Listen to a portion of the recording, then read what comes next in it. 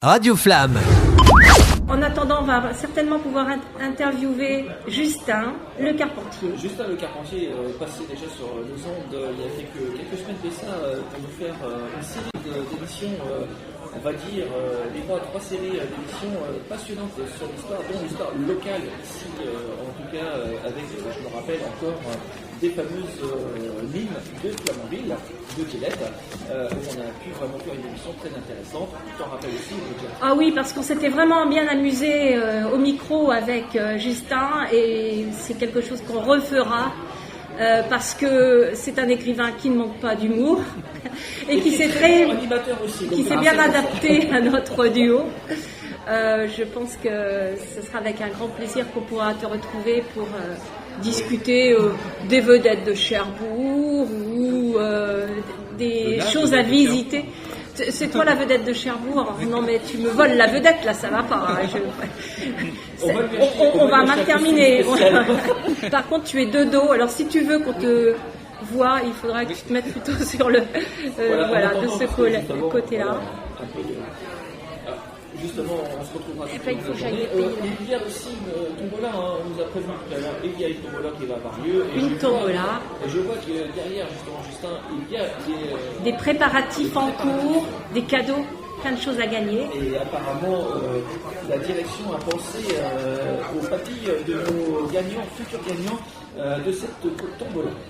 Voilà, je vous rappelle que tout au long de cette journée, vous avez pu rencontrer, vous avez pu discuter aussi avec vos auteurs préférés. Et je remercie beaucoup Lydie pour les petites pastilles. Oui, ce qui nous a évité quand même d'acheter un Je donne pas la marque pour une fois. D'habitude, je donne les marques, après je suis obligée d'en donner 2 ou 3. Mais là, je donne pas la marque, mais c'est très bien. C'est bon.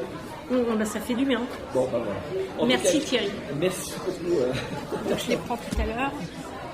Oui. Tu sais que c'est exactement comme notre studio là-bas, à Flamme. Oui. C'est le bordel sur la table en quelques jours. Pourtant, ça fait que 3 heures. C'est à cause de toi. C'est à cause de toi. Mais on a l'impression de revivre un remake il y a quelques semaines. Oui. En tout cas. Tu m'en laisses, je les diffuserai.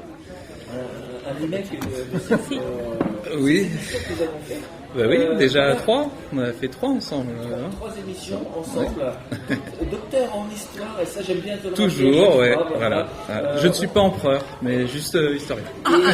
Mais c'est la classe au-dessus, hein. Je n'y peux rien, hein, mais je n'ai pas Chalençon qui veut. Oui.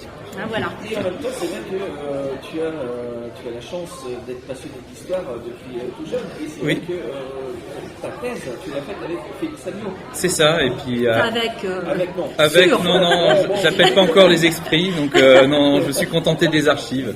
Vous m'avez compris. Voilà. Tu étais très bien parti, Richard, tu continues. Bon, Félix Amiot, donc Justin Le Carpentier a écrit sa thèse sur Félix Amiot, qui est un industriel normand de l'aéronautique et de la construction navale. Bon, c'est vrai que quand on est de la région sur Cherbourg, on connaît tous. On connaît tous parce qu'il y a des chantiers. Oui. Ça a été rebaptisé, mais on sait tous où ça se trouve. Et cette histoire est passionnante. Peux-tu nous en dire un mot?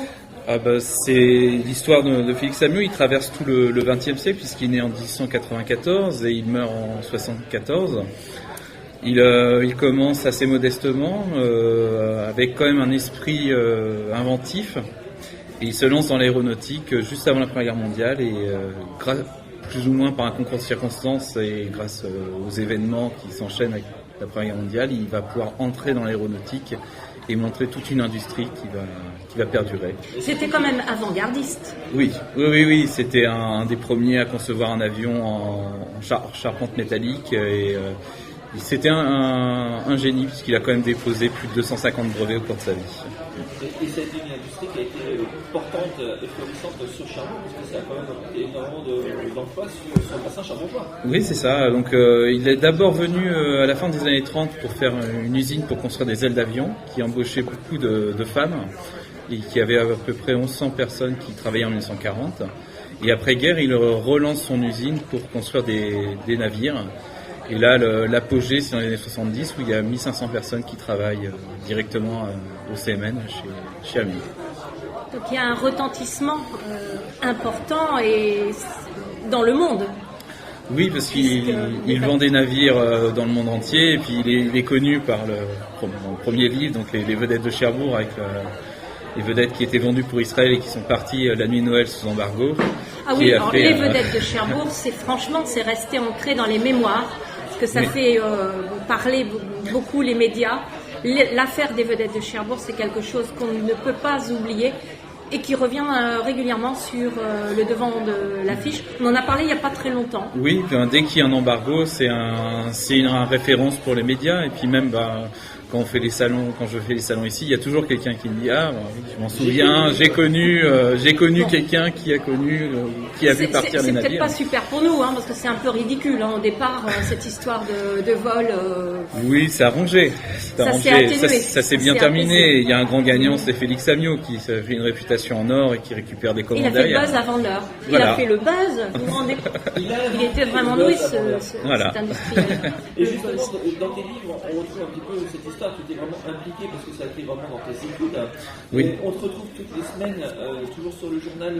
Sur la Manche Libre, oui, des petits articles d'histoire sur local. Donc, on a vu passer des gens de la Manche Libre, on a un ancien de la Manche Libre. Ah oui, on est en force. La Manche ici. Libre est représentée aujourd'hui. Oui. Et tu avais un projet aussi sur un futur livre alors. Oui, alors j'ai un livre qui va sortir très très prochainement sur Cherbourg, qui s'appelle Sans clé pour Cherbourg, qui est aux éditions des Falaises, qui fait une collection de livres un peu guide touristique sur les villes de la région, et il devrait très bientôt sortir. Là, j'ai reçu les premiers exemplaires pour moi, et ça devrait pour l'été, pour le printemps, pour l'été, ce sera sorti. Ce sera sorti, oui, je pense le mois prochain, peut-être fin du mois là. On pourra retrouver justement ce génie que tu as à nous expliquer toutes ces petites choses de Cherbourg que l'on ne voit pas forcément si on ne lève pas la tête ou si on ne baisse pas les yeux. Voilà, des monuments devant lesquels on passe, où on ne se rend pas compte des petites plaques, des statues, et puis des choses plus connues aussi, c'est pour un peu plus grand public, pour connaître sa ville et donner envie de venir à Cherbourg. Bon, en tout cas, merci beaucoup à toi. Merci Justin. De rien. Radio Flamme.